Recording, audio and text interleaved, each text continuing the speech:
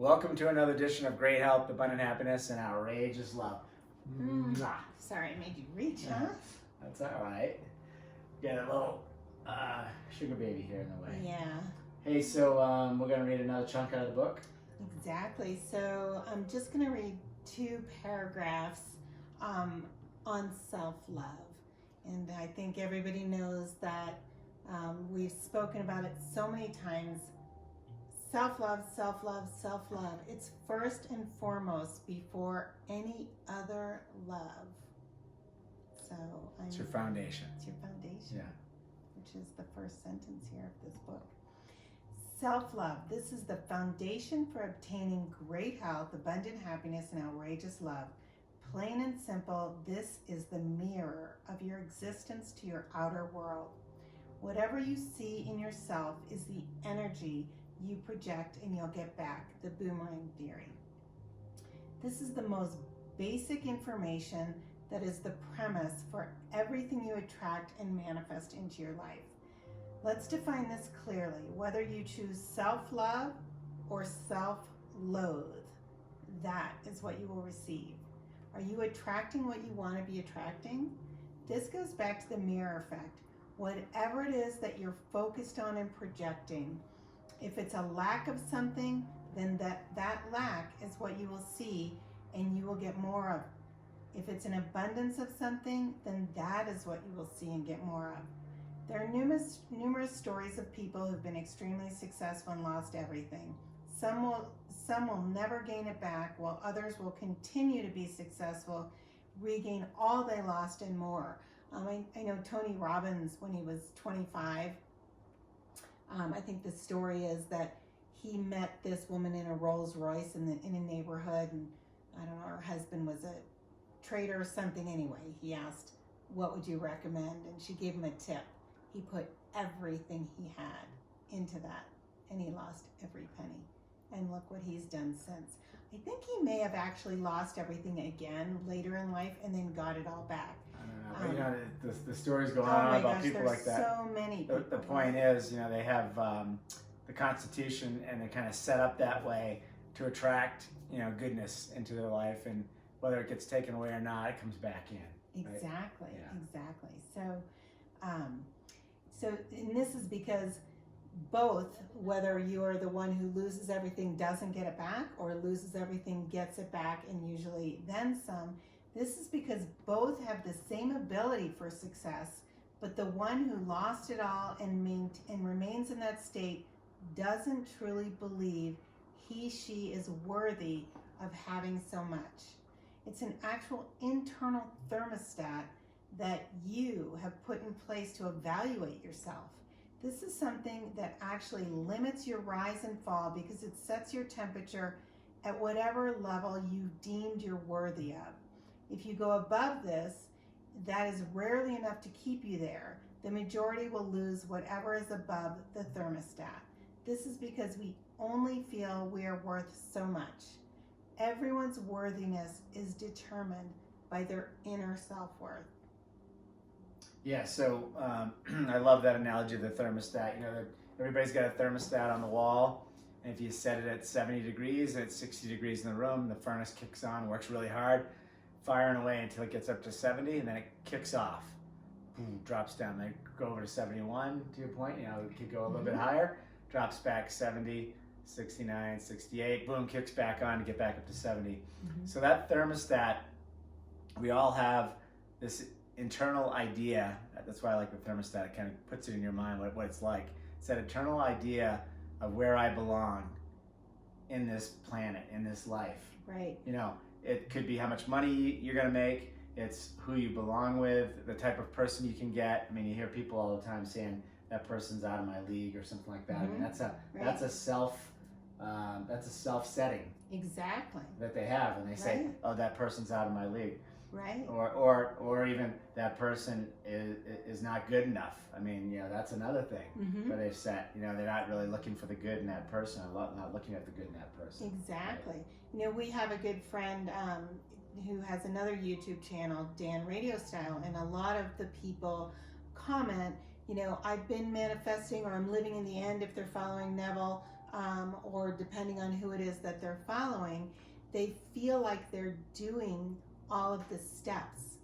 But what they need to step back and look at is none of those steps matter. You can follow Neville, you can follow Eckhart, you can follow Wayne Dyer, you can follow all these gurus, but until you've completed your inner self, and all these gurus can help you do that, but I'm referring to the people that are saying, I don't understand, I've been manifesting this, the love of my life or my special person or my job, whatever it is.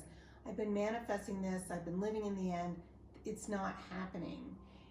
Maybe that's because you need to step back again and get your self-love in check, because that's the foundation. If that has any cracks in it, everything is going to fall through. Well, yeah. Right? And think about that thermostat. You don't have the thermostat set correctly. You have to think about Right. that. That's another way to look at it. Mm-hmm. If you can't get your head around the self-love piece, which I think everyone knows what that means, but you really have to set yourself at a certain point. Right. And the self-love is the most important thing. And I think there's a lot of things that we do each day to try to keep ourselves on track. Once you're there, I feel like it's in your core. It's where your thoughts go and your words go. It builds into your core.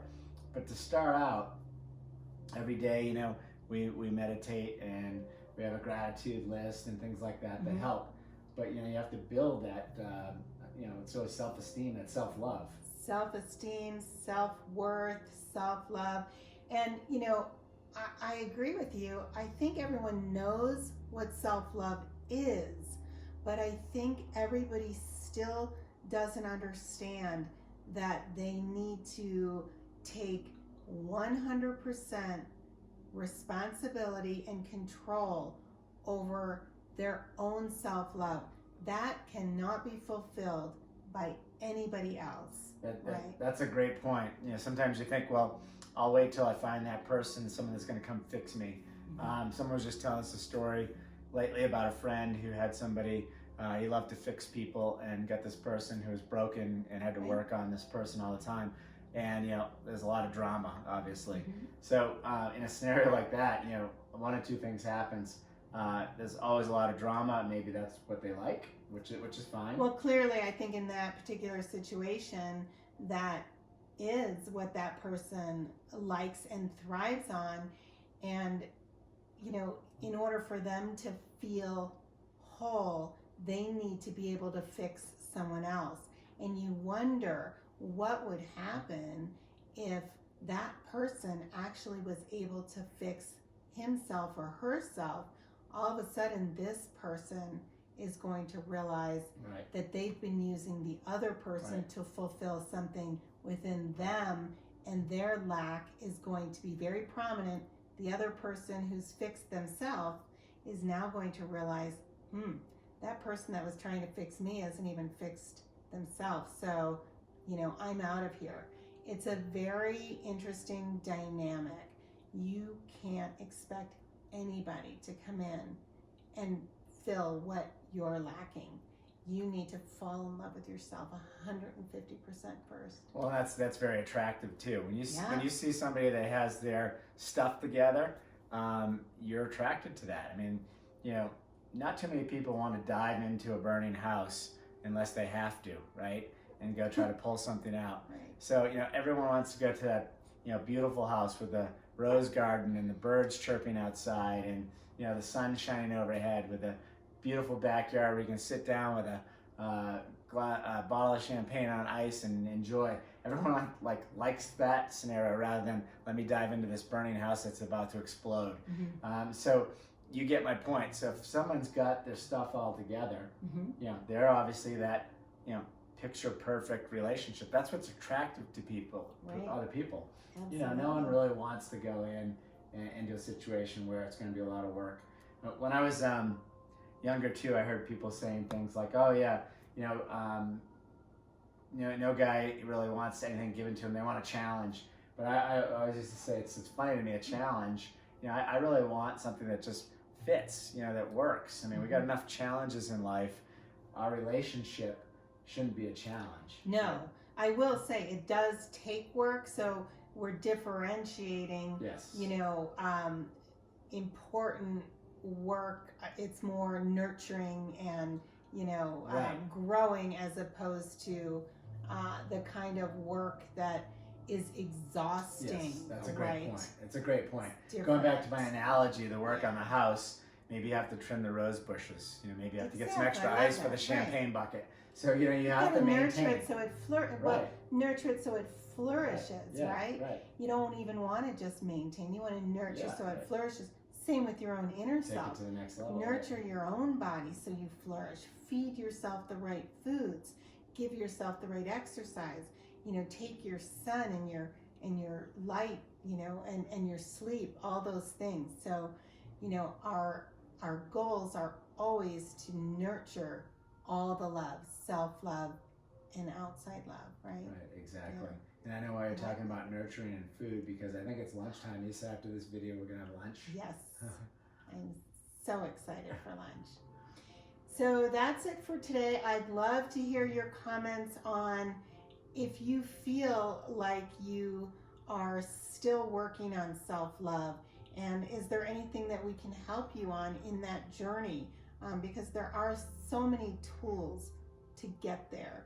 And again, it's so important. If you are one of these people who is manifesting a variety of things in your life and they're not happening, step back and see if it's perhaps because you are still lacking something from within, and it'd be a great time to work on that, fulfill that, your own desires and needs, to fulfill yourself first, always. Wishing you great health, abundant happiness, and outrageous love from the nest at Copper Mountain. And hit that like button and